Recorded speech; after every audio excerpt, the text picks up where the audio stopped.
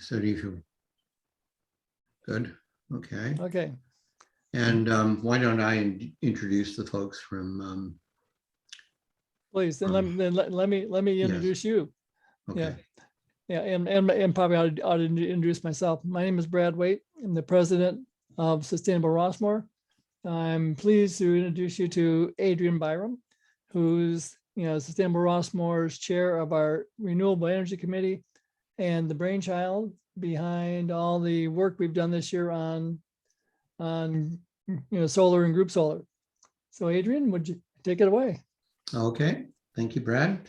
I'd like to introduce the team from Your Energy Solutions, John Darling, who's going to be doing the presentation, I believe, and Lou, who is one of the co-owners, and I don't know if Jim Garcia is on here or not yet, but he's also one of the co-owners. I was introduced to Your Energy Solutions, or YES as they're known, by a professional colleague of mine who at the time was the vice president of marketing for Enphase. Enphase makes part of the electronics. They're associated with solar, and they're a multi-billion-dollar corporation, worldwide, global corporation, headquartered here in Hayward or Fremont, can't remember quite which. And anyway, so I was looking to do some things with solar. This was probably about almost 2 years ago. And I spoke to my my colleague and said, so this is what I'm trying to do. And he said, okay, these are the people you should talk to in the East Bay.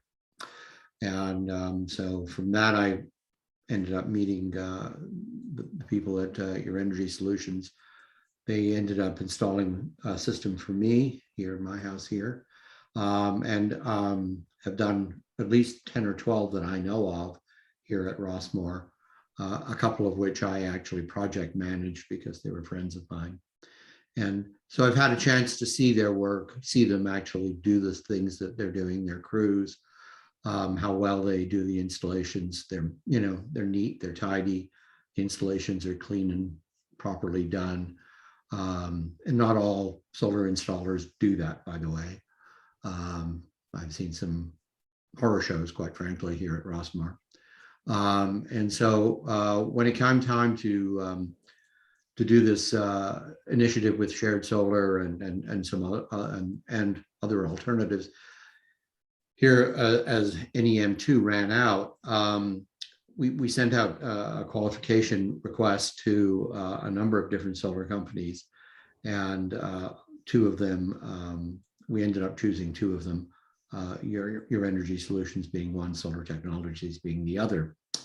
And so without further ado, I think I'll turn it over to John rather, sorry, and let him start his presentation. Thank you, Adrian. Yes, my name is John Darling. I am the energy consultant from Your Energy Solutions for all of Rossmoor. So I've been working with a lot of your friends and neighbors over the last couple of years, and Adrian mentioned that he definitely was one of those. And in terms of our presentation today, I'll be kind of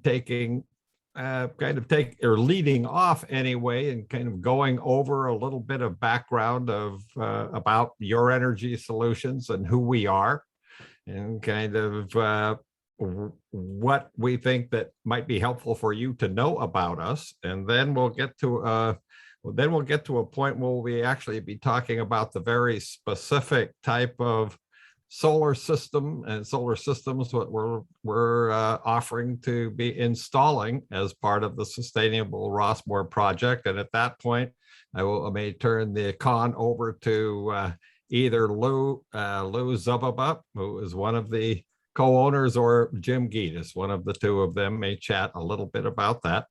And then we'll wrap up a little bit talking about some of the rest of the offer in terms of training and support, etc.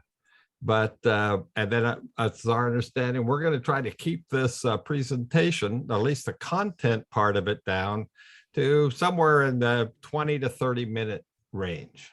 We know we have about an hour and a half on the outside scheduled for this call, but we'd like to leave plenty of time open for you to ask any and all questions that you might have, because we fully realize that going solar is a serious decision to be made, and it's very important that you understand all of the ins and outs of what it means to go solar, as well as what type of system we're looking at offering for you folks there at Rossmoor. So I think to start with, I'm just going to scroll down a little bit. Basically, what you're seeing here on this in this picture is just kind of an example of kind of one of our sample installs. And if we come down here a little bit further, I think just a little bit more about who is Your Energy Solutions. And Your Energy Solutions has been in the solar business for 14 years. And when you think about comparable businesses, it's kind of important to think of solar companies in terms of dog years, because solar hasn't really been around all that long as an industry. But if you kind of look back, you kind of historically, both Jim and Lou, when they started the company, were very early on in terms of the solar business. And it's important to know that not only have we been around for 14 years, we've been profitable since since the inception of the business, which also cannot be said for many solar companies. Many of you have probably seen a lot of big name solar companies come and go over the years, but Jim and Lou have kept this business alive and well during that time. We like to say that we are technology neutral. So what does technology neutral mean? That means that, we are not wedded to any particular, solar technology, whether it's panels or inverters, or, other types of equipment. What we do have, however, are some standards we will not violate. One of those standards is we will not sell any equipment that isn't a top quality piece of equipment in terms of both the quality of the technology and the reliability of the technology. Excuse me. And we also will not work with any solar panel manufacturer or inverter manufacturer, equipment manufacturer that does not stand behind their warranties. I think you're going to find in the solar business, virtually every solar company or manufacturer will say we have 25-year warranties on our equipment. Well, I think all of us here on this call have been around long enough to know that just because you have a warranty doesn't mean people stand behind it. We only work with companies that stand behind their warranties, and we also offer our own warranties that we also stand behind. And I think Lou or Jim may be talking more about that in a little bit. We're also local and we're family owned. And family owned, Jim and Lou are brothers-in-law, and they've been working together since the company's inception. We have, I think, Lou, you may add to this at some point, but we have somewhere in the neighborhood of 50 to 65, 70 employees at this point. Oh, and by the way, those employees are all, I should say this, we do not subcontract out any of our work. And you'll find a lot of solar companies do, but because Lou and Jim are so adamant about doing it right the first time, that we make sure we hire and retain top talent. We've got over 6,500 installs here in the Bay Area. And you can see here that, we're pretty highly rated, whether it's Yelp, Google, or Diamond certified, et cetera. We're one of the very few solar companies that have Yelp ratings or Google ratings anywhere near this 4.5 or 5-star mark.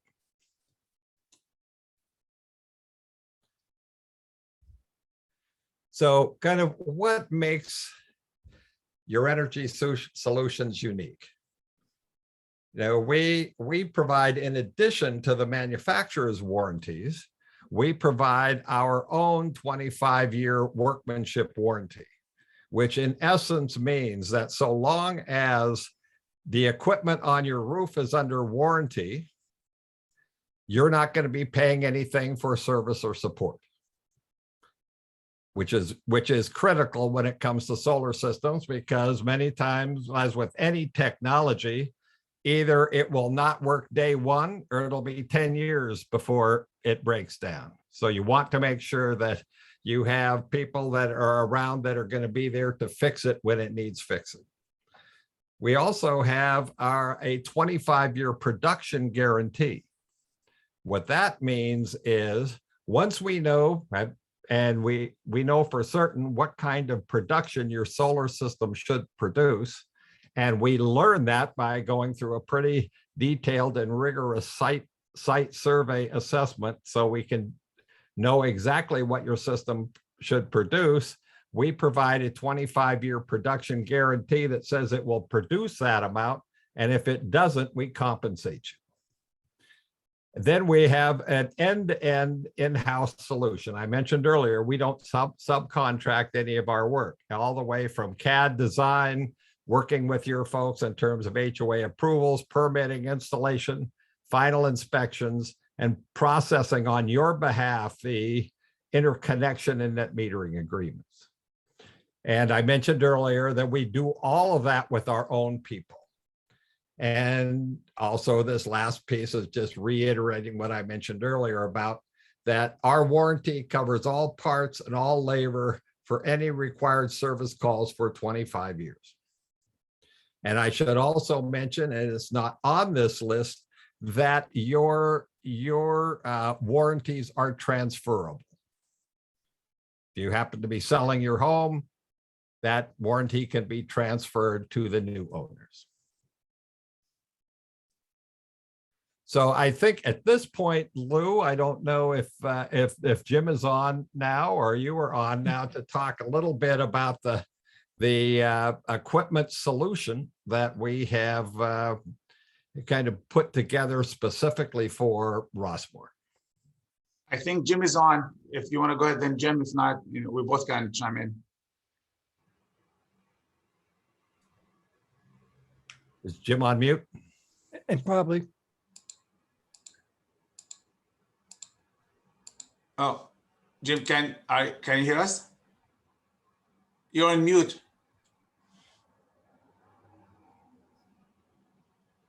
Unless he's muted by the host, maybe. It's Jim Gitas, Gitas. Yeah, I see him. I mean, yeah, he's unmuted now. He unmuted himself. Perfect. Can everyone hear me? Yes. Excellent. Excellent. Thank you so much for everyone for taking time to allow us to present our company to you. I'm sorry, I actually had some technical difficulty getting in, and this was a perfect example of it. And I was a few minutes late, but I heard I joined at 7:07. What I'd like to emphasize, and John, thank you for covering all the points so so well and so elaborately. What differentiates us in our warranty as opposed to almost every other installer in the Bay Area, and this isn't something that's customer facing where you would think of as the customer to ask these things, because you just make the assumption, most customers do, when the company says they give a 25-year warranty, you assume that that's going to be parts and labor unless you scratch the surface on that. And so I literally want to tell you exactly what our warranty is and how it's differentiated from the rest of the market. But all of the parts that we're going to provide come with a manufacturer warranty, whether it be the panel or the inverter, the rails or the roof mounts that we use. 25 years of parts will be covered. If we need a replacement part, if there's a defective part, if something doesn't live up to that 25 years, that's covered. The warranty is not. So all of the manufacturers, and we're talking the best of the best, SunPower is the gold standard for panels in the industry. That's what we're presenting. Enphase absolutely makes the most robust and reliable microinverters. They're the world leader in this technology. And they make great products, both of them, but they do have a failure rate, and it's super important to have support after the system is installed. It's a day or two to install it. That's not why anyone on this call is even considering solar. It's for all the benefits that come over long-term, and long-term return on investment. All of the production everyone's counting on is going to come out of the reliability of the system. So we're giving you the best parts that you can possibly have, but the warranty that's underlying is different from everyone. The manufacturers only cover the labor part of the service call for the first 2 years that and I'm talking the panel and the inverter. A little different with SunPower because SunPower has an overlapping warranty, but any inverter manufacturer says, I'll cover you for labor for the first 2 years. Your Energy Solutions covers you for the full 25 years. We've never charged our customers to roll trucks, and we won't start that process. We understand the reliability factor of the products that we offer, and that's how we're able to do it. We don't have a high failure rate. So just by having, the confidence of being able to tell you this, and it's in writing, that should speak volumes about what we think about this equipment. We've been installing Enphase microinverters for the last 13 years. We have over 70,000 units in service, and we monitor 2,800 systems. There's thousands of happy customers because they have reliable solar electric systems. So I just wanted to highlight that point. In our warranty, that's how we're different. If you don't scratch the surface and ask any other installer, does it cover every truck service roll for the next 25 years? You'll be surprised at the answers that you get. There'll be a lot of dodgeball being played, as I like to say it. We've been SunPower dealers for the last 12 years. As I mentioned, SunPower is the absolute gold standard in solar. There are PhDs that came out of Cypress Semiconductor in San Jose that developed the Maxion cell technology that's been industry leading for the last 10 years. There's a copper foundation behind the back of every silicon cell. And so what happens with SunPower, if there's, your roof will have heating and cooling every day. It's heat cycles and there's some flexion, and over time that weakens the solar cell. And what SunPower has done, and they patent this technology, is they put copper behind the solar cell so that as the cell glass starts to get brittle, the copper keeps the electrons flowing through. And that's why they're able to give you an unconditional warranty and guarantee that the panels will have 92% of their output after 25 years of service. So there's nothing better than SunPower in the industry. And I can say that they're the gold standard because there's white papers that support this position. That's the reason that we're proposing it. It's the best. We've been SunPower dealers for almost since our inception. It's a great company to be affiliated with. If something happens to us, and we don't foresee that happening, but my crystal ball doesn't work very well. My stock account would be a lot different. Just kidding. Literally SunPower will step in our absence, and there's any other SunPower dealer that will step in and be able to immediately recognize the equipment, have all of the parts, have complete support. So it gives everyone a second layer of protection just to have this equipment, because if something happens to us, and again, we don't foresee that happening, there's that extra layer of protection for every person that buys a system. And you can't say that about any other manufacturers. There are other really high quality panels and inverters made, but none of them that stand behind every facet of the system, both parts and labor, for the warranty term. That's why we selected this for the Rossmoor community. Lou, can you add to that? I think you pretty much covered it. There's just a takeaway. We've been doing this for a long time, and we always knew SunPower was the best, and Enphase microinverter is the best microinverters. And it was just recently when they both were able to work together. In the past, we had to choose between either SunPower or microinverters. So the reason we feel confident right now is because we're able to finally offer you SunPower and Enphase microinverters, which in our mind, the last 15 years, we thought they are the best of both worlds. So I think that's the best solution. And not to be redundant, but by going with SunPower, they have access to monitoring your system. So in 20 years, we plan to be around, but if we're not around, SunPower still has your back. They know exactly what you have. They can monitor the performance of the system remotely. So when you call them, you just give them your name, and they'll be able to right away see what you have, how many panels, what's the production, and then if there's any issue, they'll be able to support you. But we're here to stay. But that's just the second layer of protection for you guys. Yeah, just to add one piece to what Lou was just saying there upon the monitoring, we actually have one full-time person on our staff who does nothing else but deal with monitoring related questions and issues. So it's not just that SunPower, is keeping an eye on it. On our team, we're keeping an eye on it as well.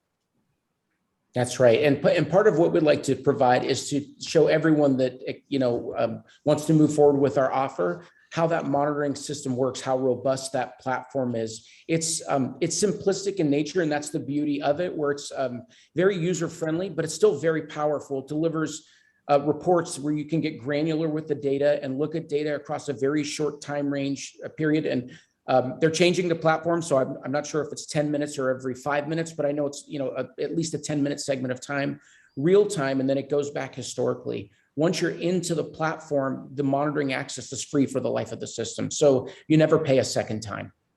The only adjunct to that would be, and this would be kind of an outlying situation, if there's no way that we can establish communication between the roof and where we make the electrical point of connection, so this would have to be a completely atypical situation. We may need to bring in a monitoring cell card, and then they do 5-year blocks of data monitoring, but that would be the only exception to that rule. Can't say enough about Enphase. Enphase is a publicly traded company on the NASDAQ. It's ENPH. They're such a success story, born out of Petaluma. They're now corporate headquarters now in Fremont. They have close to 40 million microinverters in service worldwide. They have leading energy storage technology. I've always said that they're an absolutely brilliant software company in the guise of a microinverter company, but they proved me wrong because their technology is so ultra reliable.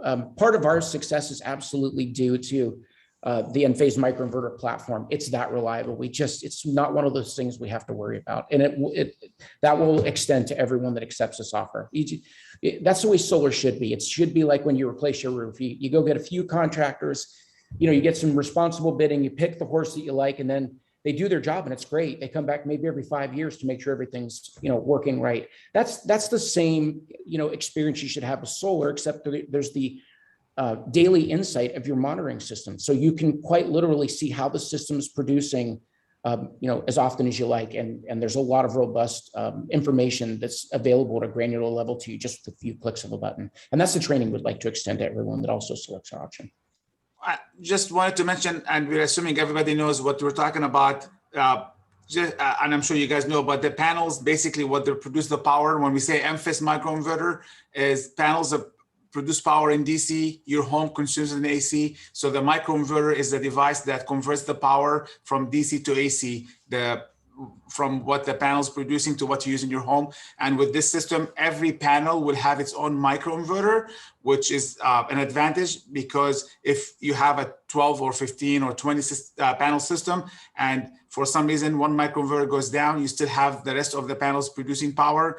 Old technology used to have only one central inverter. If that inverter goes down, the whole system shuts down. So with this system, there is no central point of failure. Other systems like central inverter or solar edge, they have a central point of failure, and that's why we decided to go with that solution. That's why we're all into Enphase, because that will let you, if you have one inverter that goes down, you still have a system that is producing power. Yeah, good explanation. And I'm sorry, we should have probably covered in detail how it all works. And we plan to do that to everyone that accepts, our offer. We're happy to explain to you at a granular level. But at this point, we're just asking everyone of you to trust us that there's not a better option for equipment available in the market. This is absolutely the best you can get. So this is the premium option. We couldn't offer you something that's better because there isn't an option that's better. So that's simply put. Okay. I think, and Jim and Lou were talking a little bit about, or I think Jim was talking about training. And training is the amount of training that's needed is not onerous by any means, but I think it is important, in particular as it relates to understanding how to read and work with your monitoring system, that you have a nice orientation on that. As Jim was mentioning, the monitoring software itself is very intuitively logical. The user interfaces are very clean. It's very easy to use, and with a few minutes worth of training, I think each and every one of you will be up and running. And if you do have questions, one of the things we're going to be having for you folks is a dedicated support line, so that you can actually call if you have any questions about virtually anything, and there will be people, real human beings there on the phone to answer your questions. And if they aren't the folks that can solve the problem, getting you directed to the people who can.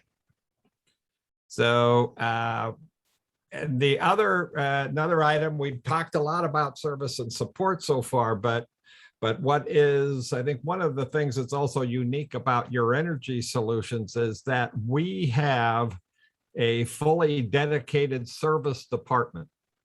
And you would think, I think some of you are out there thinking, well, doesn't everybody have a fully dedicated service department? The answer is no.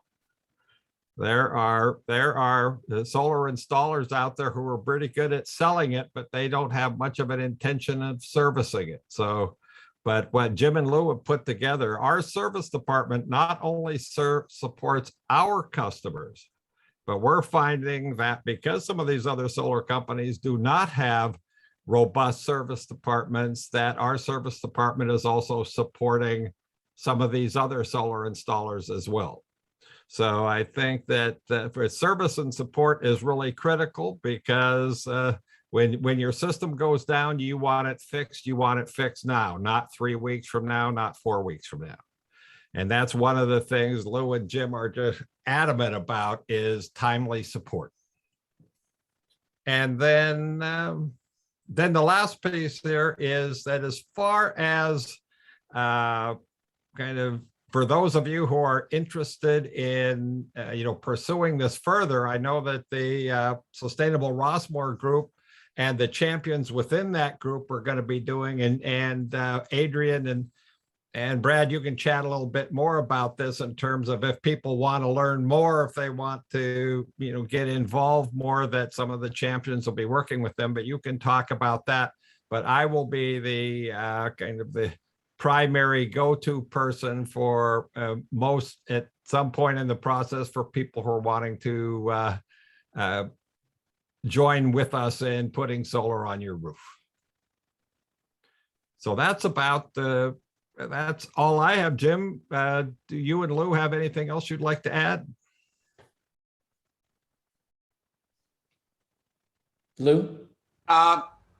Nothing to add. I've been looking at the questions that we have in the chat. So I don't know, is it time to opening up for questions or? Sure.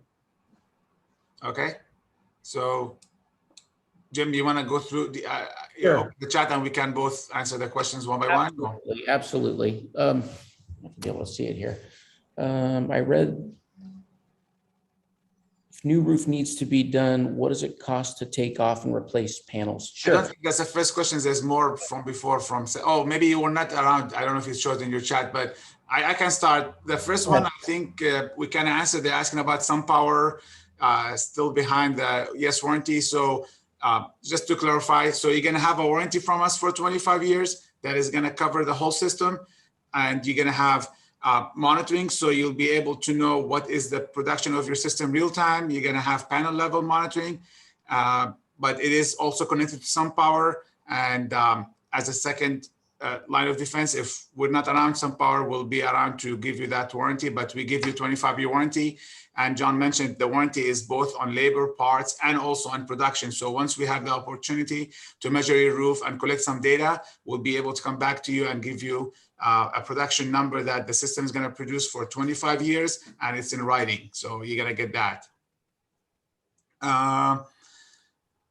Then they're asking about including that about the warranty if we have subcontractors. Definitely, we do not use subcontractors. So all the employees, all the installers are employees of our company. Most of them have been with us since we started. Some, 8 years ago, some of them 5 years, but we don't have any employees that turn over a lot because we take care of our employees, but a lot of them have been with us from the start. And if there is any leaks, definitely will be there.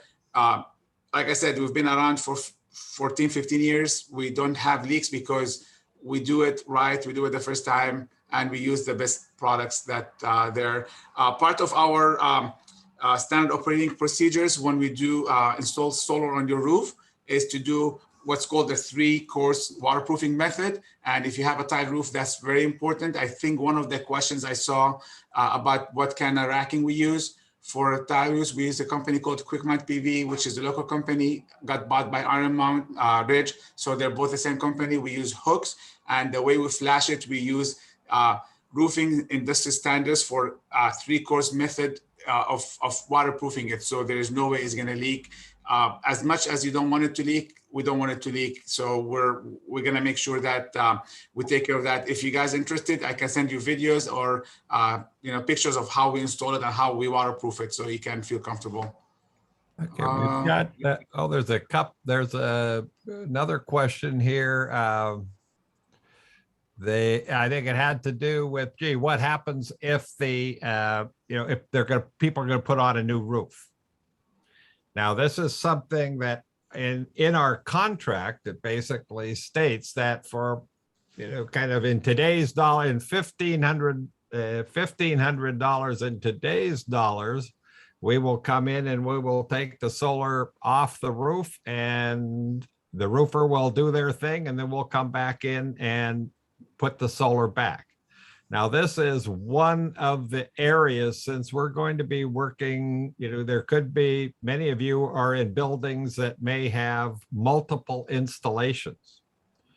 And being with the HOA, and since the HOA is going to be probably coordinating whatever your roofing projects are, we will be needing to work with, I think, both you and the HOA to coordinate the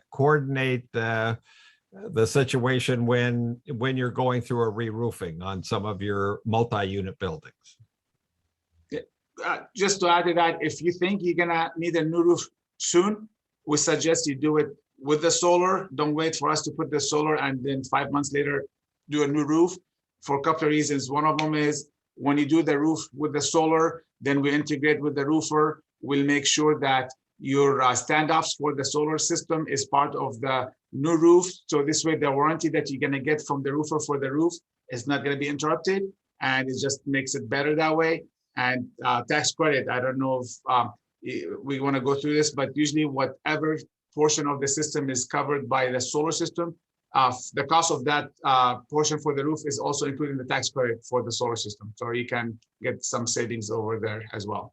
Yeah, and let me just expand upon this. This is so critical because we get this questions through our service stores a lot of the time. We do so much service work for customers that never originated from Yes. And many people call us because they can't get the installer. They don't know who the installer was who put it on because they acquired the house after that, or the installer is defunct or some variant. But they call us and they say, look, we're going to get a new roof. And a lot of people that are replacing their roofs are they're getting a new asphalt composition shingle roof. That's a very typical roof to have as a replacement roof to whatever your existing or end of life or legacy roof is. And one of the processes that we go through painstakingly that we do, and it really differentiates us in the marketplace, is we work in tandem with your roofer. And we use a mount that's specifically engineered for new construction, which is exactly what your new roof is. Where so many of our competitors make the mistake where they come right after the roofer finishes the roof, and the first thing that they do is drill holes in the deck. So we're going to go through a process so that we're integrated with your roofer, and you'll still have our full warranty. But wouldn't it be nice if you never had to worry about it, because there are no penetrations made to the roof deck because we work with the roofer. So that's just one of the ways that we're different, and that comes with it. John said it's $1,500, and I think we have a cost of living adjustment of 2% built in. It's actually a small bullet point in our contract that all of you will be able to read.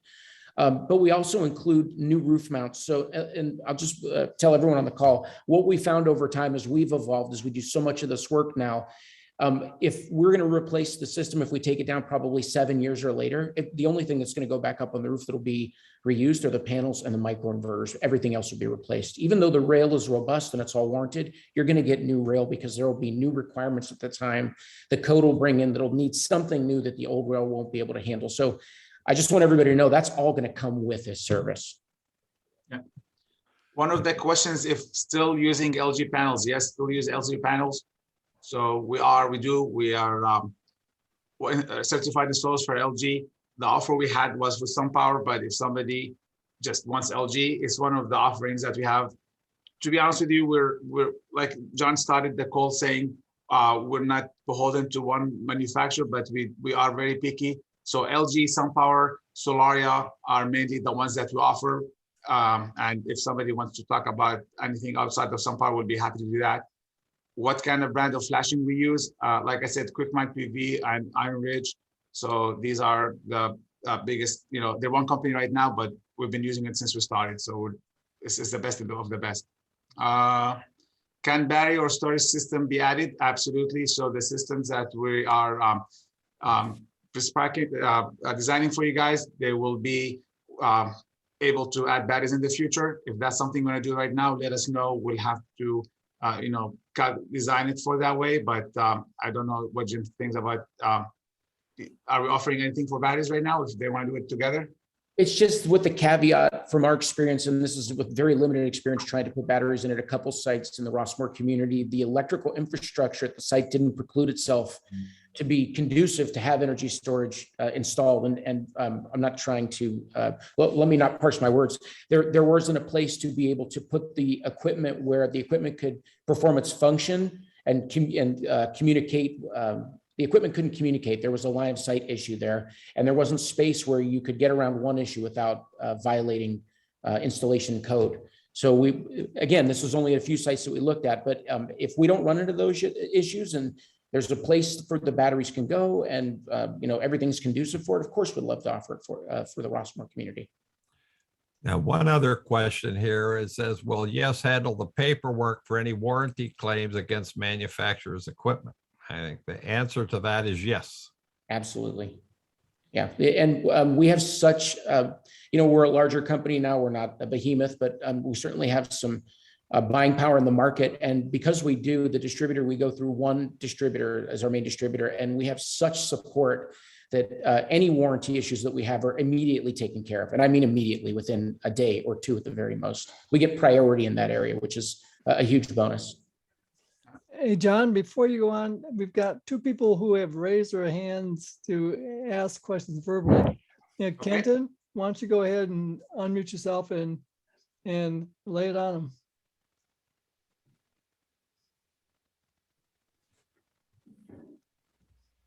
Tell them how to unmute.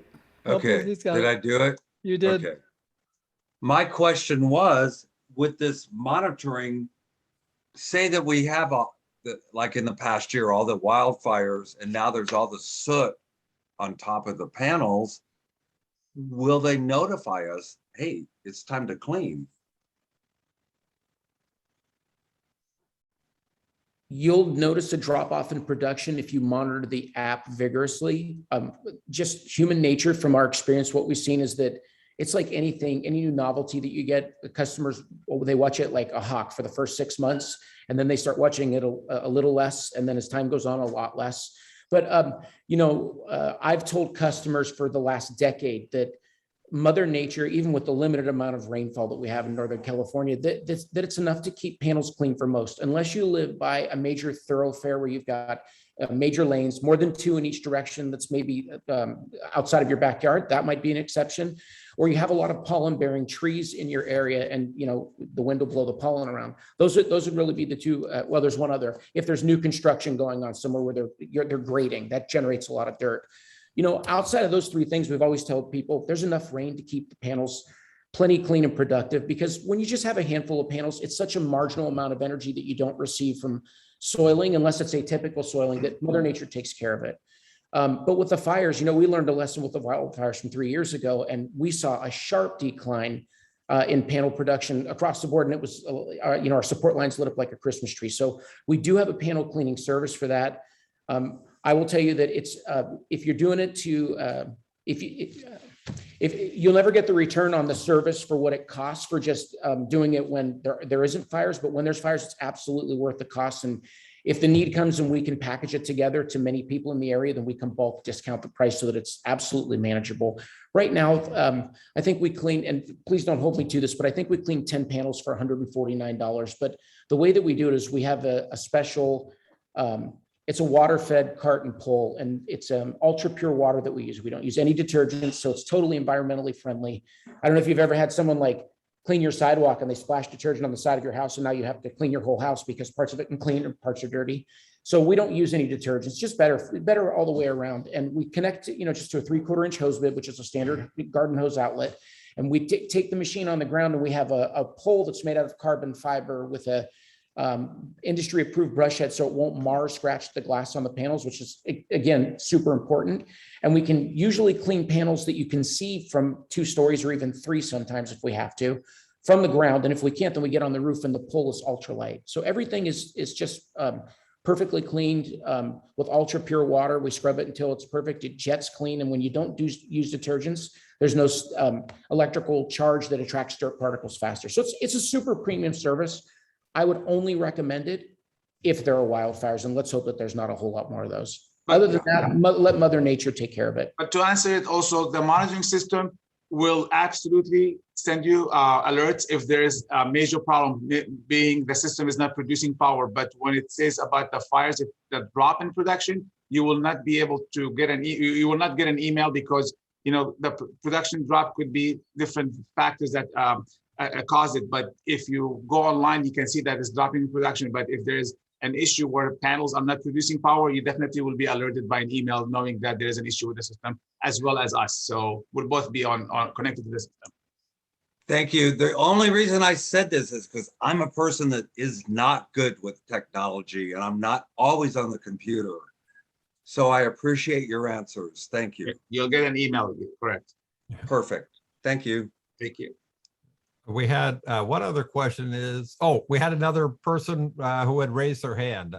Yeah, Lou says he's got 2 questions. Why don't you give us the first one, Lou, and depending on how long it takes, we'll may circle back to you on the second one. Don't forget to unmute yourself. SunPower is currently offering $1,000 if you sign up before the end of the year. They also have a Visa card. I'm sorry, they also have money available if you need a main panel upgrade. I think it's $2,500. How are you incorporating this savings? This is one question. How are you incorporating this savings in the offer, the bids you put out and given to Rossmoor residents? John, do you want to take that? I think that may be a good one for you, Jim. Oh. All right. So I ain't taking it. no problem. No. So I'll level with everyone here.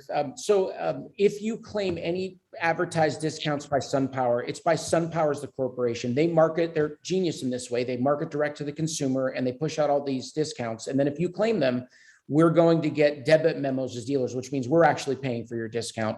And so when we came in with this pricing, like I said, we're technology neutral. We can offer you any of the best equipment that's available in the marketplace. And if you tried to select one that we've got experience with where we know that it's a problem, we're not going to let you choose it. And we'll tell you all the stories and the history that we know about it because we've been around for a decade and a half.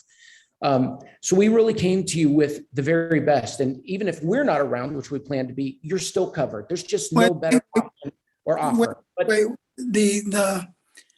The pricing that has been quoted is competitive. Plus, you're getting the equivalent of $3,500 more if you need a main panel upgrade and you accept the Visa offer. I'm not sure you answered the question of how it was incorporated into the pricing. Yeah. The short answer is the price that we gave you incorporates all discounts. When I believe that the offer that you're referring to is through SunPower Direct, where unfortunately we have to compete with the manufacturer that we buy with. But no, no, sir, it's not direct. It's not SunPower Direct. No, sir. So I suggest you go back and do some homework. Sharpen pencil. So anyway, I have one other question. Sure. In that you suggested a 400 watt panel, and yet what's being offered by other SunPower companies is a 425 watt panel. Why the difference? I'm not sure if different SunPower dealers have access to different products. We could get a different panel too, but this is the one that we're able to offer at this price point. And respectfully, Lou, our pencil won't get any sharper. It's as sharp as it's going to get. We're giving premium bulk discount pricing for not just the products, right? There's SunPower absolutely with this microinverter. There's nothing better, but you won't find a better installer. Okay, can you talk a little bit about your SLAs then? Service level agreements? Sure. What would you like to know about it? What are you incorporating in the contract? complete design, engineering, product procurement, installation, Support. getting all the permits, standing No, all the. no, SLAs include a time limit. Like I will get, if you call us, I will get back to you within 24 hours. That's a commitment. Sure. In other words, what are you putting in contractual writing? Where's specific language? 48 hours if there's a service issue for us to respond back to you, but we'll have a liaison on site for, we think for the first 7 to 12 months that this process and project goes through, depending upon input and buy-in.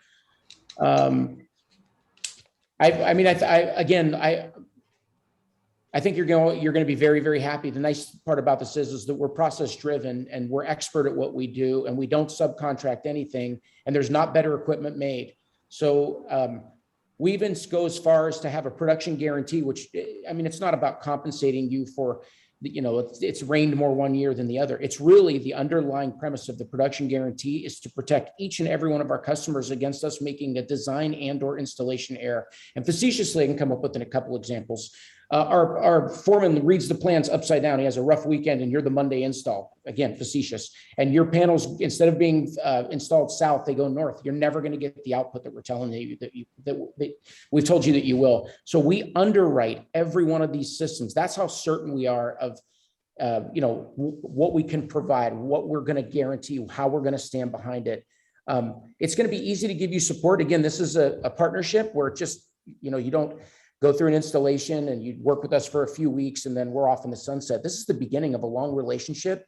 We have customers from day one that still call us and ask us questions about, hey, how's it running? And we do analysis for them. So you're going to get support like no other company in this space can deliver.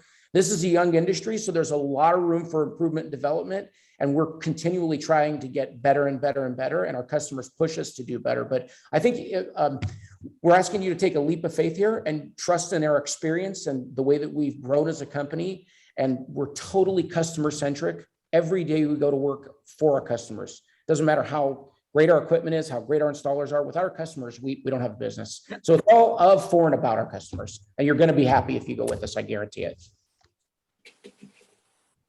Great, thanks. And John, you want to go on to pick another one out of the chat? Oh, let's see. Yes, we had one here. Where did it go here? I think, I can't remember if I already mentioned this, but will yes handle paperwork for any warranty claims? And I believe the answer to that is yes. Yes, it is. Hey, John, somebody's asking about, do you see any additional problems working with 3-story buildings and sloping ground? Do you want me to take that one? It's, so if we can access the roof and treat it as a 2nd story approach, then we're happy to be able to, you know, provide installation services. But if we truly have to go above what a 2-story roof is, we're not designed to carry the equipment or to support the system. The installation wouldn't be a problem, but support would be a problem. And that's how centric we are about support. We know you're going to need it, and it would be expensive to be able to have the right kind of equipment and teams to support a 3-story roof. It violates a couple of our safety protocols, and as a result, we turn a lot of people away that have 3-story roofs. But if we can't access it from a slope and it treated as a 2-story roof, it shouldn't be an issue. I see a lot of questions, Jim, about an M2. How confident or what is the confidence level of individual installations qualifying for an M2? So we're going to do everything that we can to take it as far as we can to ensure that if the utilities don't get what they're asking for and M2 survives in some form, or there's a stay of execution, as I'll call it, we're going to have everything prepared so that you're in the best position that you can be. You know, to tell you that we know how it's going to go, I don't know. The judge is going to make a determination on December 10th. He's been, you know, deliberating over it and, you know, reading the proposals from both sides. It's going to fall somewhere probably in the middle. From our experience, the utilities ask for more than they should. And if they get something, they consider that a victory. Certainly what they're asking for is completely onerous, and it will impact this industry dramatically overnight. That right there, from a logical perspective, to us, it just doesn't seem to fit with what's happening in society today. And especially where we live in California, it's you know, we're leading the solar revolution in this state by a margin of 25 to 1 to the next closest state. And, it seems like all the political forces behind it, like everybody wants the solar, and this is a great time to be, in renewable energy and great for the planet, and to, slow down climate warming and reverse it, hopefully. How this is going to happen, we don't know. So we don't think it's going to have the teeth that we sure hope it doesn't have the teeth that it's going in with, but something's going to happen. It's a roll of the dice. We think probably no matter if it hits too hard one way or the other, then lawsuits will probably be filed, and then they generally let things progress while those issues work their way out. So there probably will be a stay, and we will have you in the best position that we can up to that point. Can I just ask a follow-up question to that? I'm sorry. Can I ask a follow-up question to that NEM2? Sure. So my understanding is that there's a time period in which to get things in place, and I think it's called the interconnect application. I may not have the term right. In before the PUC makes a decision in January. So I just wanted to make sure, and I know that there's some issues about if the install is big enough, it is sort of guaranteed to be qualified or grandfathered in, but as an individual probably may not be. Is this making sense, what I'm asking? And I guess the question is, will all that paperwork, I think you sort of said this generally, but I just wanted to follow up to make sure that if getting contract signed and the internet application in, so that if it is possible to grandfather getting the NEM2 rate, that will be in place. I just wanted to make sure I was understanding. You got it. You nailed it. And what we're going to do is we're going to start the application. So some of the contingencies to make the application go through without hitting a snag are a copy of the contract. It's an online application, so we have to spec the exact panel number and inverter model that everyone will be purchasing. It's of course going to be the same with our offer, the size of the system, and turn in. One of the contingencies is a signed completed permit. Well, of course we don't have that, but what's nice is as long as we put in the application, it'll be rejected, but there's an application number that's held, and that's what's important. As long as we have the application number, that's as far as we'll be able to take it until the decision is made, and then fingers crossed, everything keeps going through. And that literally puts you as far as we can take it up to that point.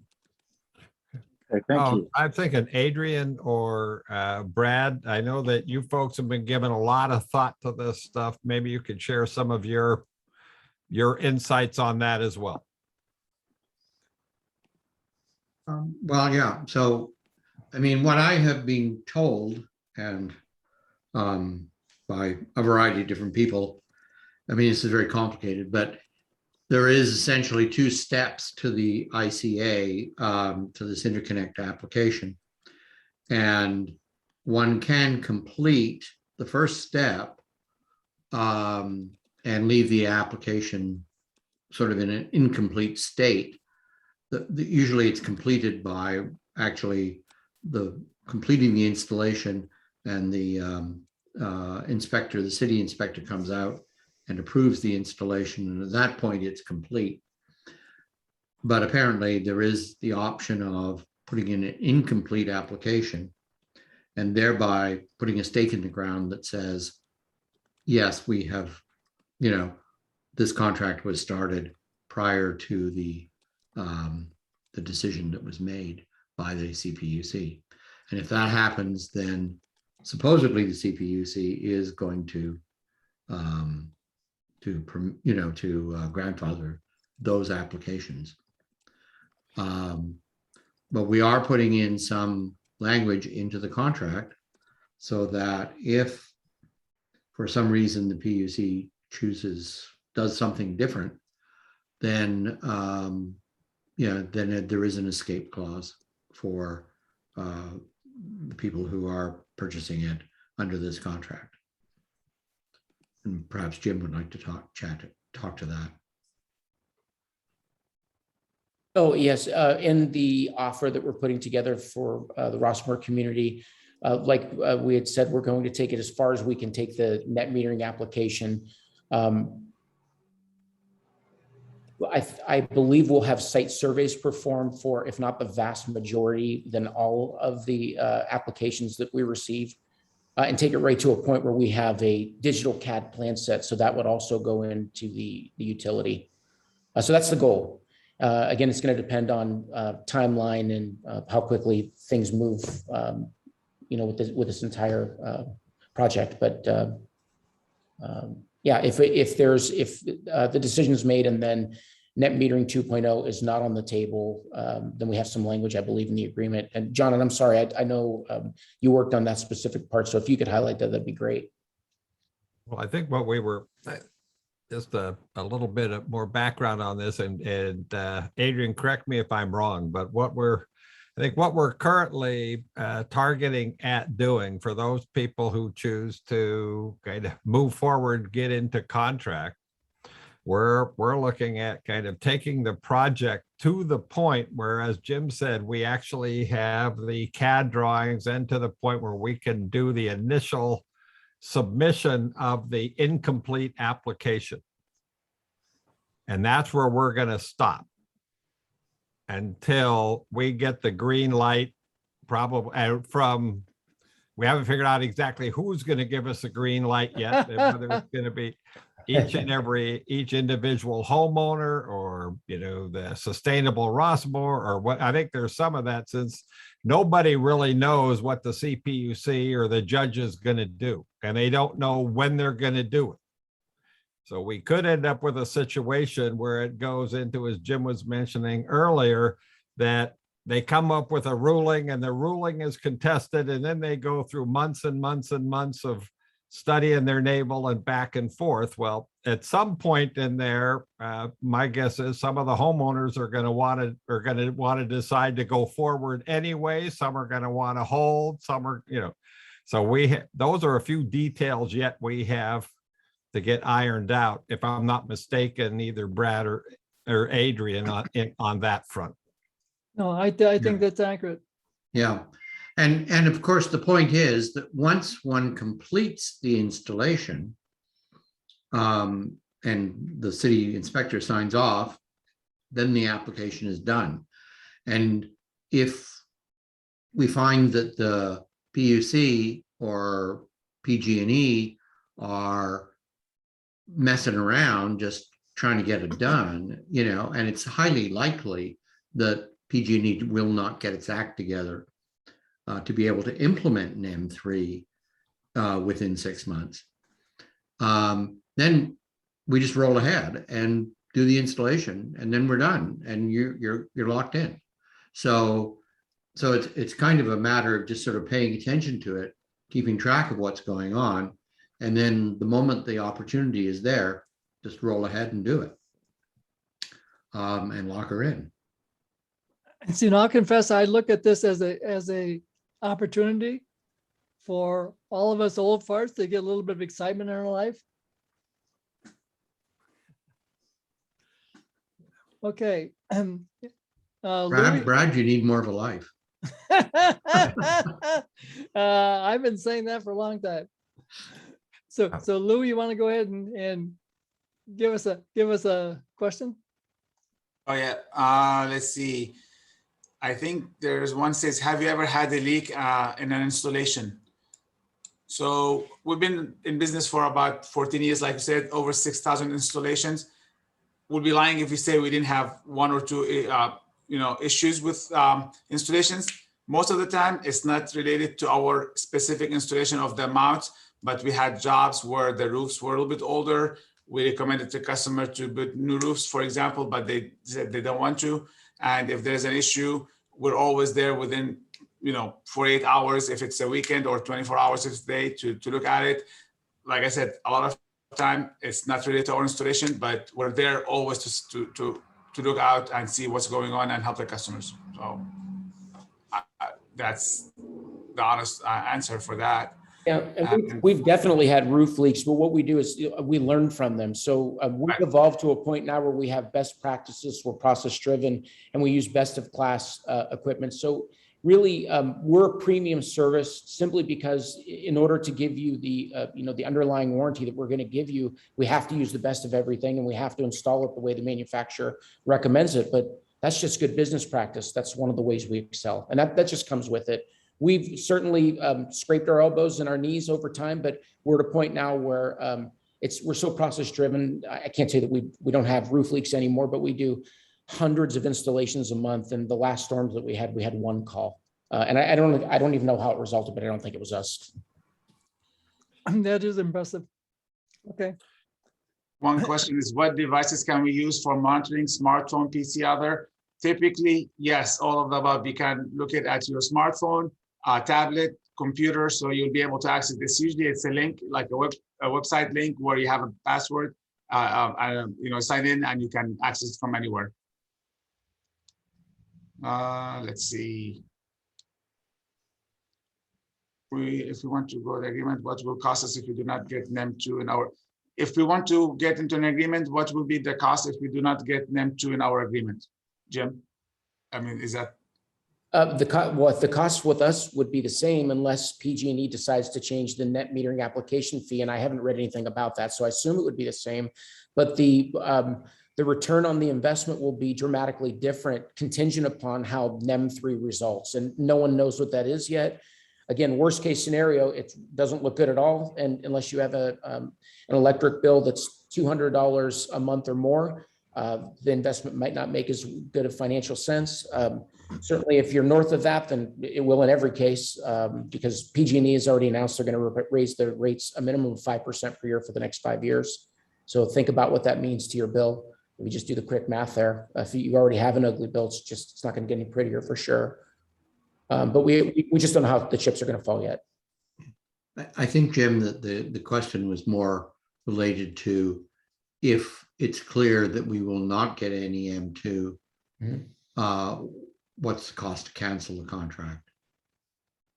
Oh, and I think we talked about $500, did we not?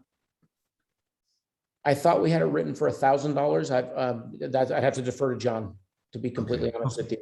I don't know what draft we're on. Okay, I think we had it written in our original letter of intent at 1,000, and then I think the communication from the committee went out, and it said 500, and we've been in discussion about, we have been talking about that, but I think. And there may have been a bit of a misunderstanding between Adrian or Brad and ourselves at that point. But at this point, it's $1,000. Okay. Now, Well, once again, this is also going to depend upon, at what is the juncture that we put things on hold. Yeah, I mean, because that includes, where we put it on hold determines, how much of how much we have put into the project in terms of our direct costs, in terms of site surveys, CAD drawings, permitting fees, et cetera, et cetera. So that is, but the ultimate answer to that question, it kind of resides with Lou and Jim, and there may be more conversation that needs to take place, maybe not. So if we have it in writing for $500, then we're going to honor that. It'll be $500. It won't, just so everyone knows on the call, it won't cover our cost basis, but that's how committed we are to earning your business. Great. That's the right thing to do. Thank you. Lou Venegas, you got another question? Yeah. Does anybody know anything about NEM 2.5, or is that just a figment of somebody's imagination? Can't say I've ever heard of it. Yeah. I like it, but I haven't read anything about it. I've never heard anything about it, but then again. Very good. Okay, thank you. Okay, another question is, what is the fail mode if panels stop producing? Do we automatically switch to PG&E? So you're always connected to PG&E. You're never just on the solar system by itself. So during the day, depending on how much power your house is consuming and depending on what's going on with like this, the amount of light that we have outside. You're switching back and forth between solar and PG&E. At one point, you might be even using more, using less power than what the solar is producing. So that power is going to go back to PG&E. Or if you're not home and your house is, or if you're using more power, then you're getting everything you can from solar and you're still supplementing with PG&E. So you're always connected to the grid. You're never, it's not one or the other. It's always connected together. It's like a Y. So I hope that answers this question. Oh, and let's, since you opened that chapter, Lou, let's also define what we're installing. It's a grid tied system, which means just that. If the grid is operational, your system is tied to it and your system is operational. But if the grid goes down, even if it's in the middle of a sunny afternoon, you won't have power in your home, nor will the system be active generating kilowatts that go back to the utility. It's a safety function, and all grid tied systems have to comply to this for safety. So the way that you get around that is you install an energy storage system. And then if the grid goes down, you have your own mini PG&E. Yeah. There's one more question, Jim, about installing on Spanish tile roof. You want to take that? True Spanish tile. So if it's clay tile, then that's a very atypical roof. It's not possible to walk on without causing extreme damage. And so as a result, what we recommend, if it is true clay tile, there's a technique called picture framing, and it basically entails removal of the roof, putting down a 20-year asphalt composition shingle roof, installing the solar on the asphalt composition shingle, and then around the perimeter where the panels don't extend, you put back the Spanish tiles. And there's a number of different ways that you can put them back. Sometimes it's hanging on a tension wire. Sometimes it's on a mortar bed. I've seen them hang on bats. There's lots of different ways. It really depends on the tile.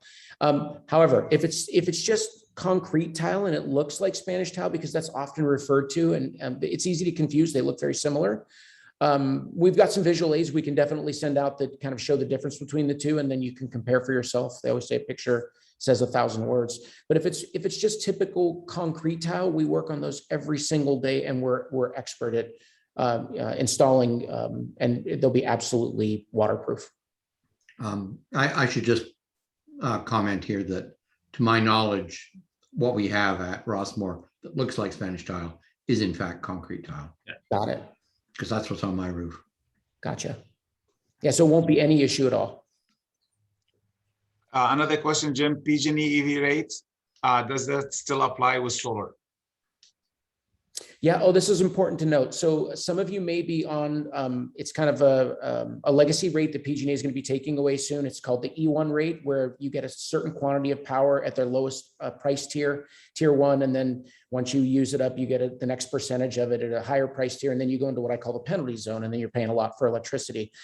If you do have that kind of rate, once you go to solar, you will be forced to move to a time of use rate. And I always liken it to the analogy of cell phones 20 years ago, when there used to be a peak time and a part peak time. That's kind of how it is with solar. So you'll be producing or consuming energy dependent upon different times of the day and the year. And they have off peak, depending on the rate that you get, you'll have a couple different options. Let's talk about that actually. The options you'll have will be time of use C or D. There's a difference in a 1 hour window time of use rate of peak between 3 and 8 and 4 and 9 p.m. And we'll send you visual aids for all this. Or if you have an electric vehicle, you'll have the option to have a rate for an electric vehicle. But all of the post-solar rates will be tied to a time of use contingency, where you're charged or you're selling back power predicated upon the rates that are attached to the time of use rate you'll select. And I might point out that this is actually a real advantage if you have an EV, because your solar is producing power in the middle of the day and getting paid 30 cents a kilowatt hour, whereas you're charging your EV in the middle of the night at 18 cents a kilowatt hour.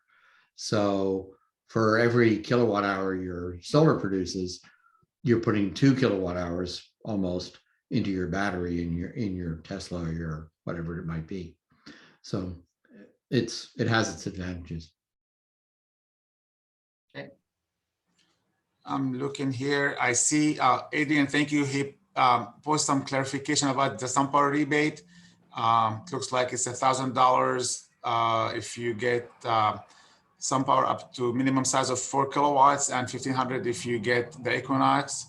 and it doesn't combine with another offer. And since we're offering special pricing like we've mentioned, I think we already went through that. But thank you, Adrian, for that clarification. And let me see if I missed any questions here. Let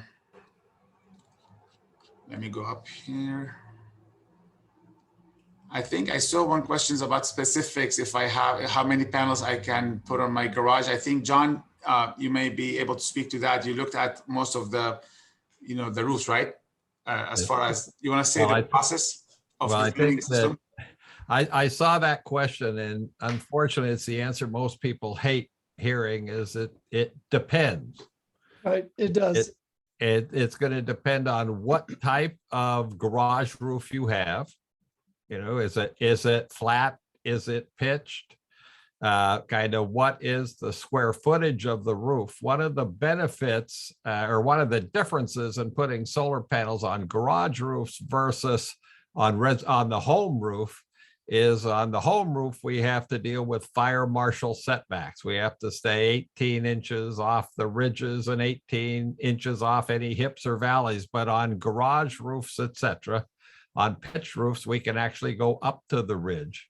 I think so. Part of it's going to depend on what type of garage you have, and then it's all part of the answer is it's also going to depend upon what is the orientation of the roof and what kind of shading, etc., is on the roof, because that will impact how many panels you're going to want to put up there.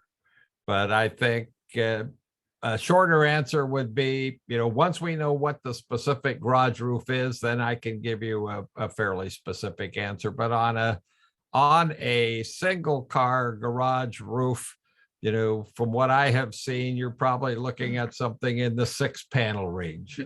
Maybe it's a good time to say how our process for designing a system. Basically, what we do is we all customize. We're all about customized solutions. We do not try to sell you a kit where you say, hey, you want to buy 2, 4, or 6 kilowatts. We don't do that way. What we do is we look at your usage for the last 12 months, and then we interview you. We ask you, based on what, how many kilowatt hours you used last 12 months, do you see yourself using more going forward? Are you going to get an electric car? Are you going to get rid of like an electric appliance? So we want to understand how you think you're going to be using power going forward, and we'll have a number.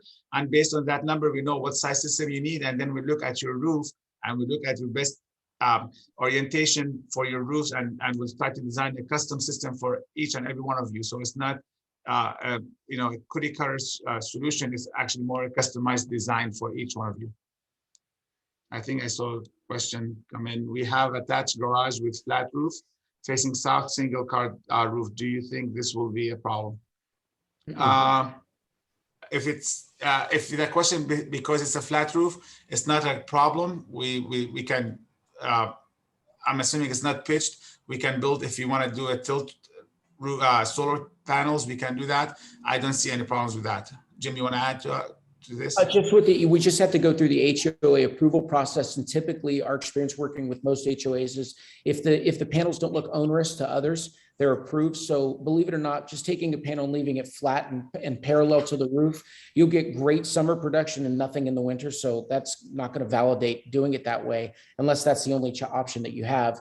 But if we can build just a slight 5-degree pitch, it'll improve the panel production dramatically. And it's only about 5.5 inches tall on the back leg to give it that pitch. So it's barely noticeable, quite honestly. And I don't see any more questions unless somebody else wants to check me, but we have some time if you guys want to raise your hand and ask us. Yeah, Lou's got a question. Yeah, I just wanted to confirm with Jim. You mentioned that if there's no power from PG&E, that you don't get any power in your home from the solar panels unless you have battery power. Is that correct? That's exactly right, Lou. These are grid tied systems. And if the grid is out of commission, even if it's in the middle of a sunny day, I've had it happen myself, like someone got into an accident, took out a power pole, and it was a Saturday, in summer, and the power went out because I don't have a battery at my house. I don't generally lose power. But yeah, you won't have power until the grid is restored. And it's simply because line workers will be out there trying to restore the grid. And if your system was active, it could push back electrons that would cause a real problem for those line workers. No. So if they have those, they're talking about moving outages. If they have moving outages, that's essentially the same thing, isn't it? Like a rolling brownout, is that what you're talking about? Where they're just kind of floating? Yes. If the grid goes down, whether it be by design or not, you won't have power in your home. Okay, thank you. Sure. Oh, there is one more question. Understanding was they needed to provide a deposit of $1,000 when we signed the contract, and if it canceled because of NEM2, we was not available, we would get a 500 payback, so we would lose 500. Can you adjust your stopping point in the preparation process to make the workable for you and us? Yeah, thank you. Whoever sent that, I can't read the name, but thank you. We will. We're going to make it so there's less paperwork for everyone, and it's going to be a $500 deposit. Great. Yeah, thank you very much, Jim and Lou and John. Okay, anybody else or want to call that a wrap? Ask quickly. Okay, and then we're done. Let's all thank very much to Jim and Lou and John for setting this up, and we look forward to working with you guys. Thank you. Thanks everyone for Thank you, taking time. everybody. Thank you. I have a question. Okay. Oh, Do I- no, the clock's expired. Oh, dear. Go ahead, Carol. Okay. I want to know more about the production guarantee. So let's say, like if the panel is supposed to be putting out a certain number of watts in a bright day or something like that, and it's not, or the other part of it, you said that the panels would be producing at the end of 25 years, 92% of their original output. So if it doesn't, and you say you will compensate us for that, does that mean you're going to pay for the electricity that we had to pay for because we weren't generating? Well, it could be you'll have the option to take cash, or what we'd like to do is, I mean, the whole intention is to give you the power that we promised to deliver in the first place. So we'd like to just give you free solar panels to compensate for whatever shortages might result. In more than 6,000 installations, we've had to make good on a production guarantee. I think the count's at 11 right now. So we're pretty darn good at what we do, but I've had solar on my house since 2012. And honestly, I can see panel level granularity. And when you look over time, even over an 8-year period, I can't sense degradation at this point, because you're going to have weather differences. You have rainy years and drought years, and more drought years than rainy lately, but it's hard to discern. But what you will know is you're going to see if there's an issue, it shows up pretty quick, and we're there to support you 100%. So it's usually soiling. I don't know. Or it could be someone trips a breaker. There's all kinds of transient Where stuff. did you find that one? Correct. Okay, thank you. Absolutely. I think we have one more question about who do we contact to get a personalized quote. That would be John Darling. His information is on the screen. And I don't know if we can email it to him. And I have a question. What are the next steps and how are you going to approach, you're apparently designing individual systems for each one of us that's interested. So what are the next steps? And so let me answer, let me take the first crack at that. So what our process is, by this coming Saturday, you need to let Adrian know if you want them to go ahead and do the engineering design and produce a contract for you. And so, hopefully they will have that back to you within a week or so that you can sign it, give them the deposit. And our target is to complete that by December 2nd.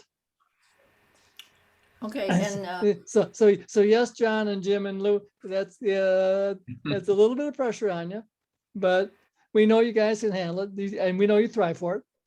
Yeah. And the reason why we do that is why we've set those timelines is, yes, we know that there's a chance that the CPUC may delay their ruling, but we don't want to take that risk. We'd rather push on the front end and increase the likelihood that we could get, grandfathered in under NEM 2. So if I ask for a contract without, I really can't judge based on these answers of how many will fit on a garage and how many will fit on a roof, how many I need or where I need them. So Right. am I supposed to ask for, I think I need 16 panels myself. So, So Christy, what happens here is we've done the preliminary estimate that we sent to you, right? right, Okay, and that was based on your usage. right. I don't and- have an electric car yet. Okay, and so then if you choose to use yes and say, okay, I want to do 16 panels, okay, then what they will do is prepare a contract around that estimate. They'll figure out, can we fit the 16 on your roof? Okay. And do all the sort of that work. And then if once you get that final contract, then and if you decide, well, okay, but what if I need an EV and I really want to have another 3? Okay, they can add those to you for you. But so it's kind of like, let's get the basics done here so you could make a decision. Yes, I want to proceed, and I want to proceed with this vendor, or I want to proceed with that vendor. And also work with your neighbors so that all of you come together and say, we all want to work with this vendor or we want to work with that vendor, because it makes a difference. Because if we can put Right.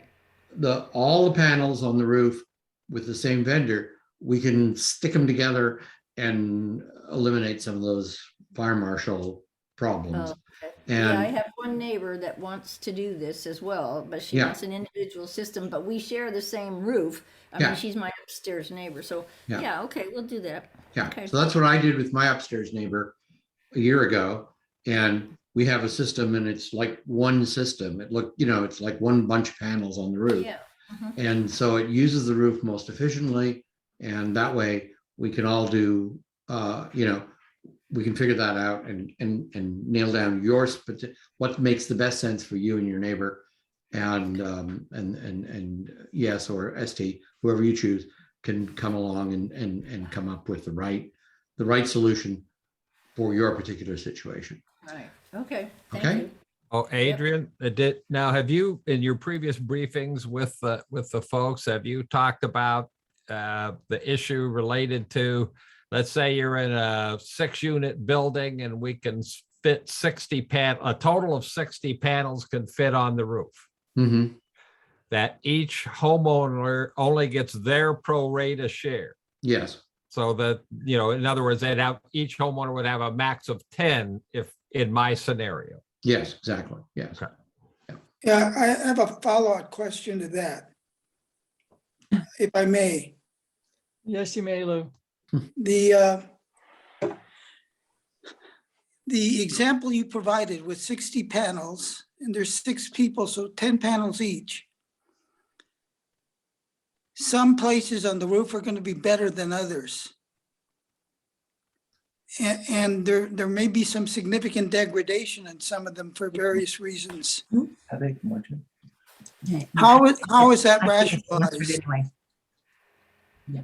So Lou, the way that ends up working out in reality is that kind of whoever gets there first gets. That means the 6th person or the 4th person or the last person gets the dregs.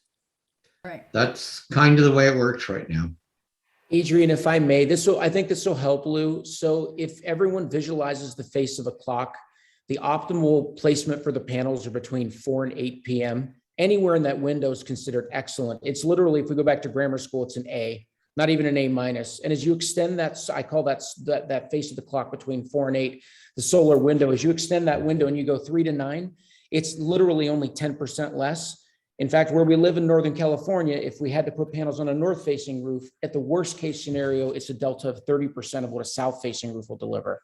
So anything south, southwest, southeast, west and east, it's all so close. It almost doesn't bear mentioning. I mean, there's some production differences, but they're not significant. North would be the outlier. Assuming there's no shade. When the shade is present, everything is off. All bets Oh, are yeah, off. of course, the sun's the most important element. Yeah, well, but see, therein lies the issue, because I saw roofs in Rossmoor with radiant heat bounced off it during the summer. And there were some real hot spots and some were blue. And that indicated to me there were opportunities where you could optimize the panels if you wanted. Say I decided to tip you 3 beers. They're not that cheap. All right, 4 beers. Yeah. Then That's why doing it with your neighbors, if everybody who's in the building who's interested right now goes in and you lay out the panels, then you can do it in a way that's reasonably fair and appropriate, and uses the roof appropriately. Whereas if we each go in individually over a long period of time, then it ends up being kind of a mess. And aesthetically, it doesn't look good either. Yeah, exactly. And so that's why I personally got involved in this whole thing of trying to say, let's work as a group. Let's try and do this together, because if we do it together, we end up with a better solution than if we each go at it our individual ways.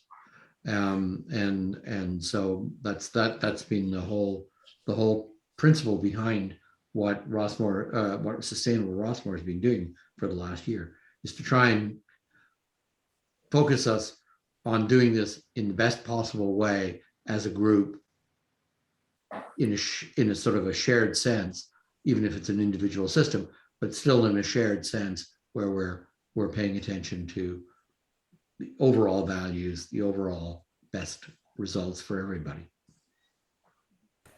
So I have one more question, and Well, that is, hey, Christy, before you do that, Carolyn's been waiting for a while. Carolyn, wanna- Thank you. I just want to make sure I understand correctly. If I am ready to proceed, I need to send Adrian an email saying, please send yes to talk with me and write a contract. Do I That's correct. understand that? Well, Yeah. yes and no.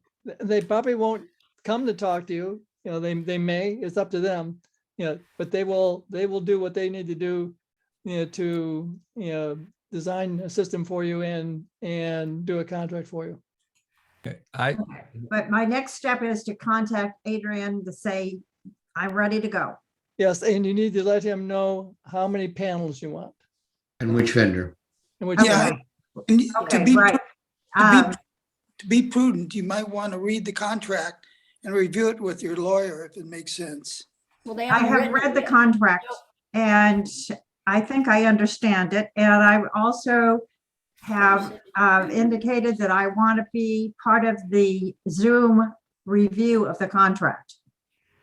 The Okay. zero what? She wants to be part of the, you know, of a Zoom meeting, you know, if I can get my rear end around to setting it up, you know, to review the contract and Yeah. explain to people. So Brad is Mr. Lawyer here. Oh, Friday. Well, Okay. I'm not, no. You He used to be a can't- CPA, now he's a lawyer. No, I'm not. Well, yes, I did used to be a CPA, but I've never been a lawyer. I did think about going to law school, but for tax, not for, yeah.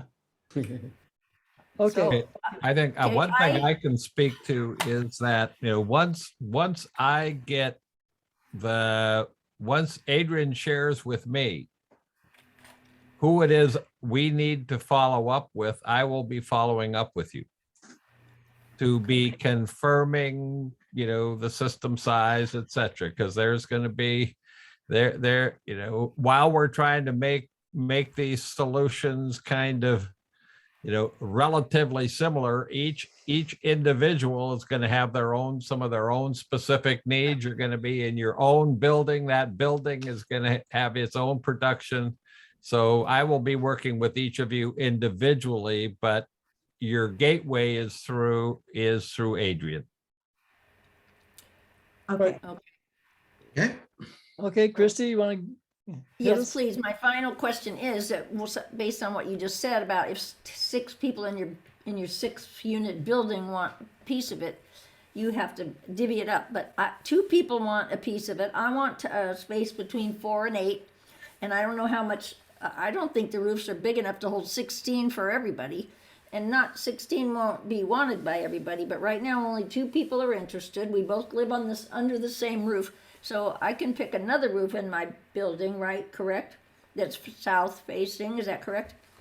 That will fit the panels I want? There is no, the roof is owned by the mutual. Correct.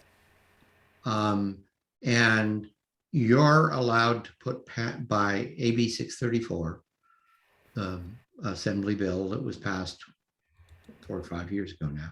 Okay. You're allowed to put solar on your roof. And it has to be sort of equitable.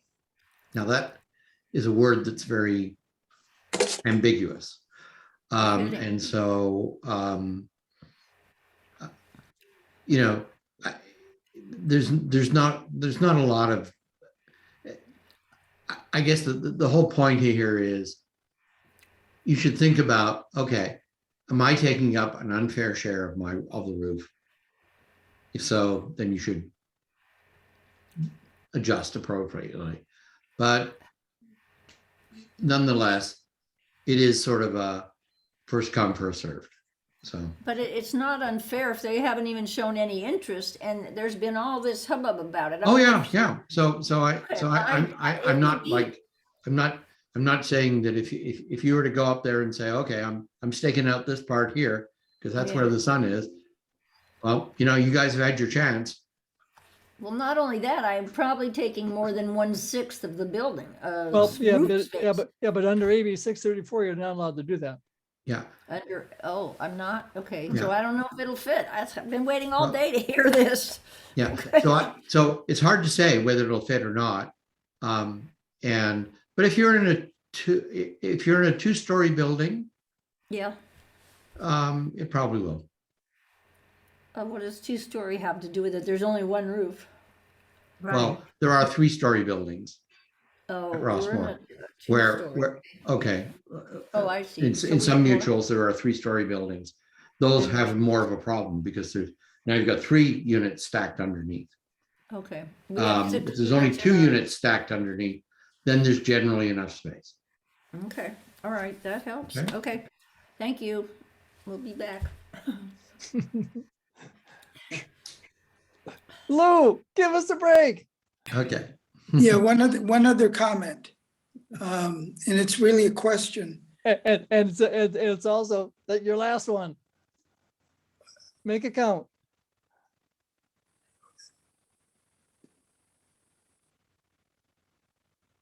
Well, did you freeze? No, with Mary's issue, the fact that she can only use, or Christie. Christie's issue, Me. she could use 8 of the panels or 10 of the panels if that's all that fits, but she can still garner or gather savings, correct? Correct. Maybe not as much, but you can get half of it maybe or more. Yeah. Yep, that's true. Okay. Lou. Good point. Very good point, Lou. Thank you. Thank you. I had another question as well. I believe this came up the other day, that if the other people in the building are not interested in doing solar panels and you need to take some more space, you just need to tell them that notify them that you're putting Right. panels up, On their and you roof. don't need to get their permission. Well, That's correct. that's partially correct and partially not. I mean, again, what we just talked about with Christie is, you're not technically allowed to take more than your proportional share of the roof space, of the usable roof space, right? And so if no one else in the building wants to, you can't take it all, right? You can still only take it if it's a 6-plex, you still can't take more than 1/6 of the usable roof space. All right, so that means if the usable roof space on a 6-unit building is 60 panels, I can take 10 Correct. Okay, if it turns out that and my neighbor who also wants to do this only needs 8, can we agree that I can take 12 and she can take 8? Well, we ought to ask Mr. Kirkpatrick, he's the lawyer in the group, but my suspicion is answer is probably no, because what happens if a year from now your neighbor sells her unit, the person moves in and says, I want the other portion of my 1/6 of the roof. Yeah, but quite frankly, Harris, in project 3637, that's not a problem. It's not. You have big roofs. We do. Okay. Yeah. Okay, I also have. I've seen systems there that are 20, 24 panels. On Cactus Court. Yeah. Or well, actually up and Okay, off I also California. have my garage available as well as the. Yeah, so- yeah. I mean, and John Murphy looked at his and he figured that they could get like 85 panels or something on their 4-unit building. Really? Yeah. So, Okay, so I could request. this is not a real problem. Okay. Okay. Okay. It's a theoretical problem, but it's not a practical problem. I can base it on my electric usage and say I want 14 or 16 panels, and they can check to see if that'll work. I'm pretty sure it'll work. Yeah. And so, but Harris, that raises a good point. So it seems to me what you should request when you put your interest in is indicate the number of panels you would like. I mean, don't be afraid to go big. John and his crew can always tell you, no, you can't do, for example, 20 panels. You can do 18. Then you'll decide, okay, I can live with 18. Okay, thank you very much. Appreciate the help. And I understand, Brad, that you played a lawyer on TV. Can I No. ask Get a what- day job. can I ask one more question? Mhm. Because I'm a new resident and Adrian figured out sort of what similar units would use. And if I am thinking about an electric car, how many panels should I add to that estimate? 4. Well, it all I depends can on. answer that. I can answer that. So can I. Yeah. There's a website that has a whole list of electric cars and how many kilowatt hours it takes for that car to drive 1 mile. And so then you just take the number of miles you drive in a year and multiply that by the kilowatt hours per mile, which is about it's about 0.3. And that tells you how many kilowatts you need. Yeah, it was 0.33. Carol and I spent an hour and a half on the last night calculating that silly stuff. So it came out 4 for me. Yeah, That's but why it I need depends. 6. I mean, if you're going to take your electric car to the drag strip Yeah. and use it there every day, well, then you probably need a whole bunch more. I take every car to the drag strip. Okay, Okay. so it's 1.33 per mile. Yeah, times, yeah. No, whatever. point, Point three, no, point three. 0.33. Roughly. 0.3, or if you've got a Tesla, whatever, 0.33. it's I've got a model. 0.25. Even lower. Teslas are even lower. No, Yeah. my 2018 Model S they said 0.33. Yeah, Oh, yeah. right. So, The latest Teslas Smaller are ones better. are low. so, Okay. so that begs another question. What's the minimum panel installation for yes? Looks like 10. No. Let's say that you installed 8 initially, and then you want to go back and have 2 more, or Okay. 1 more. What's the minimum that they install? Will they install just 1 panel more? Absolutely. We've done it. We try to caution against that and go through, John's going to spend some time and go through and look at things and we go through that kind of discovery that Lou was alluding to so that we understand not only how you've used power historically, but how you want to use it in the future. And I'd like to say this to the group, with the price of gas, if you do any amount of driving, if you invest in solar, probably an electric car is in your near future because people are, it's just happening now. And to make it really easy for everyone, I know there's a lot of formulas out there, and I thought the website to figure out how much more solar that you need, but just to make it really simple, there's really 3 classifications of electric vehicles in my mind. There's a passenger car, there's an SUV, and there's an electric truck. And as you go through that hierarchy, the car doesn't weigh as much as the SUV, and the SUV doesn't weigh as much as the truck. And you get a certain range per kilowatt hour. So it's kind of an interesting dynamic to wrap your head around. We're so used to miles per gallon. Now it's miles per kilowatt hour, and battery storage is rated in kilowatt hours. So if you have a passenger car, about 3.3 miles per kilowatt hour. Instead of going off on that path, I'll just tell you, if you have a south-facing roof, and that would be the pinnacle, every panel that Yes is installing is good for about 2,000 miles of driving and recharging annually. If you have a west-facing roof, that probably goes down to 1,800, and east-facing maybe 1,700. But that might be an easy way to think about it. And then if you're going to get one of these monster electric trucks, and they are uber cool, but they have like 2.1 miles of range per kilowatt hour, you just start going through more panels to make a heavier vehicle cover the same distance as a lighter one. That's all. Hey, Jim, can I have a second to make the Tesla drivers a little jealous? In my Nissan Leaf, I get 4.4 miles per kilowatt hour. Wow. Also, awesome. But it's also only got an 85-mile range, so I got to stop for a lot more. So They don't make them anymore. Sure they do. Yeah, they do. But then I get free charging at Tesla supercharger locations.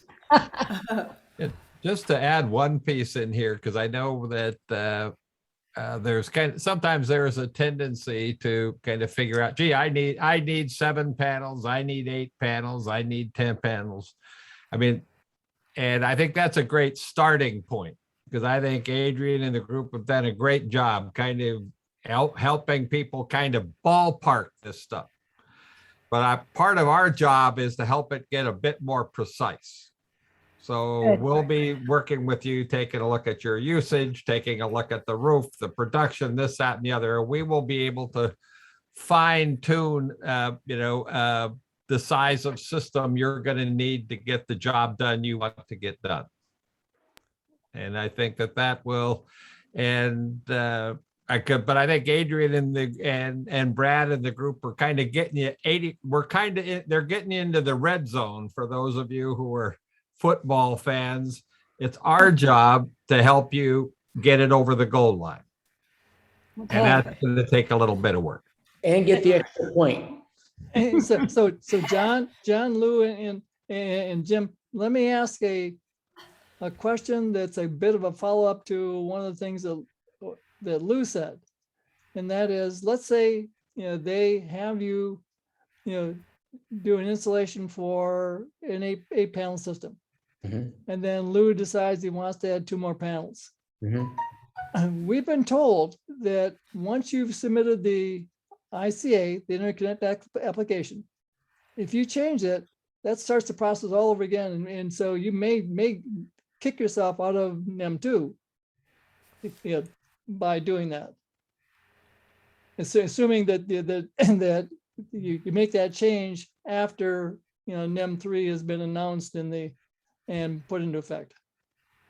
Yeah, I thought that question might come up. So with the way that the net metering laws are written right now, if you select a solar installation company to put in a system, and then you decide you need to augment it and you need more panels added, as long as you're less than 1 kilowatt, a second NEM application is not required.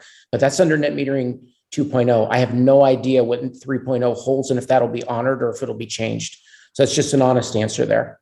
Right. And the reason I'm bringing up is, it seems to me that's a caution to people. If you're on the fence between one number and a slightly higher number, depending on your financial situation, your et cetera, and your tolerance for taking the risk of what NEM 3 is going to bring, you may want to lean towards the higher number just to be on the safe side. Yeah, I think you described it perfectly. And this is just coming from what we see coming through requests from customers, is that it's better to actually, if you have the opportunity to do so, playing by the rules with the roof space that you're allocated, like Brad and Adrian were describing, if you can upsize the system by 10 to 15%, if you have that luxury, I always recommend that you do it, because what we're finding is technology just keeps delivering more and more stuff, and it all needs electricity. Plus, when you make the investment in solar, honestly, you let your hair down, you relax a little, you don't worry if you leave a light on, you run the AC a little bit more liberally. It's just human nature. Yep. So a little bit more is always a good idea. It kind of future proofs your immediate need. Let me answer these other questions really quick. Will yes come and see the roof issues that exist in skylights? So we're part of our site survey process. We're going to have over 60 20 megapixel pictures that we provide to every single homeowner that shows you your roof in a granularity like you were standing on it looking at it through a magnifying glass. So you'll get all that. But we're not roofers, so we're going to give you our opinion, and we're going to tell you what we think it is. But if it's something that's close, we're going to call it to your attention and say, maybe have a roofer look at this before we do the installation. It doesn't make any good sense to put solar on a roof that has less than 5 years of life, in my opinion. How do we find out about financing options? There's several of them that we can deliver information to you for. If you're looking for the least expensive short-term financing that doesn't have any gotchas, it's probably a local credit union. One of the community is Provident Credit Union. They actually have a loan called the Solar Advantage Loan. I believe it's 5.49%. You have to join and become a member. That takes $5 to start an account.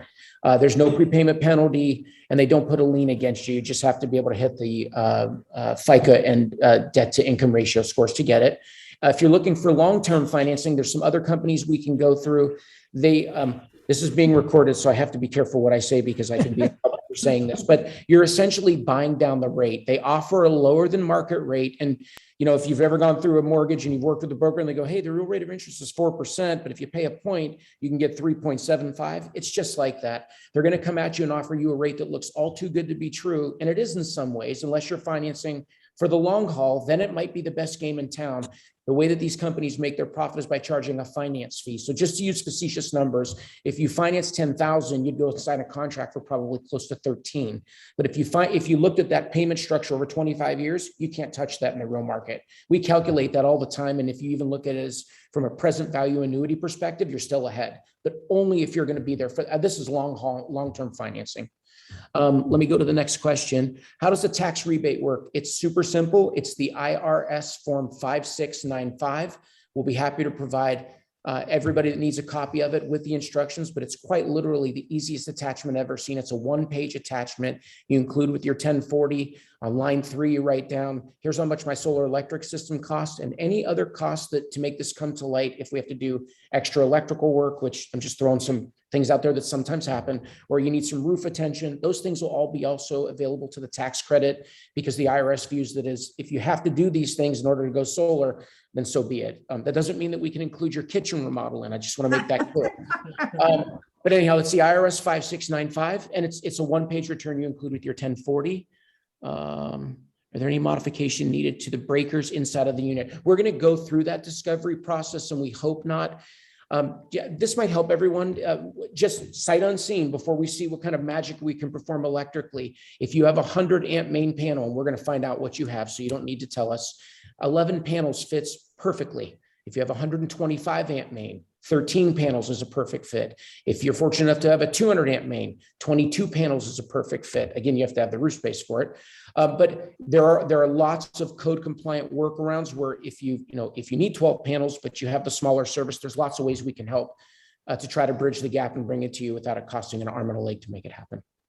I can't see if there's other questions, but those are the ones that are immediately available. Am I missing anything? Oh, that's. Well, there's one here, Jim. It says, are there any modifications needed to the breakers inside the unit? Yeah, he just talked about that one. Oh, we did? Yeah, we're going to go through discovery on that. It's possible. I'm not going to say that it's totally atypical. It happens. It's probably 10 or 15% of the time. We're going to cross that bridge. I see one new message. Let's see. Oh, thank you for, well, for Lou and I and John, we really appreciate this opportunity and the time that everyone has spent on this call. we hope and look forward to working with, each and every one of you, as many of you would like to come the direction of yes. And I also want to tell you, Solar Technologies, we know the owner, Matt, he started right when we did. Great guy, great company. I personally think we have a better equipment option, but you're in good hands with either installer. So thank you for everybody for taking time and, letting us tell you more about yes. And Thank you. Jim, Thank you, Jim, Jim. Lou, and John, thank you very much. Yeah, and- thank you. And thanks to all of you for attending and sticking with us this long. Thank you for putting it together. Yes, Okay. thank Certainly. you. Thank you. It was it was really, really good. Thank you very Yes, we much. learned a lot. Right. Thank you. Thank you. Thank you. Yeah, your team have done an amazing job. Thank you. Thank you. Right. It's all Adrian and Barry. Well, you've added two. You all have, but thank you. Thanks, Mary. It's very exciting.